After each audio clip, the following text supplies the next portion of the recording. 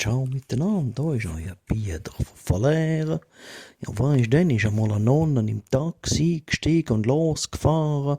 Und dann hat der Taxifahrer die immer wieder angeschaut auf dem Rücksitz. Und dann sagt die Nonne zu ihm, Sie, was haben Sie denn? Was schauen Sie mich immer so an? Und dann sagt der Taxifahrer, ja, wissen Sie, ich hatte immer einen Traum gehabt, dass eine Nonne mich küssen tut, innig und fest, oder?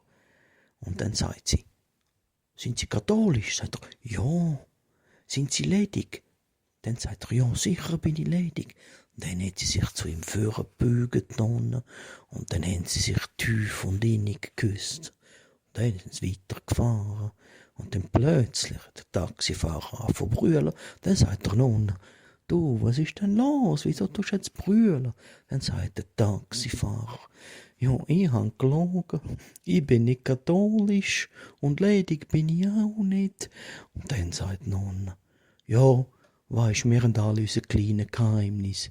Ich bin keine Nonne, ich bin unterwegs zu der Fasnacht und ich bin keine Nonne, ich bin wie der Franz.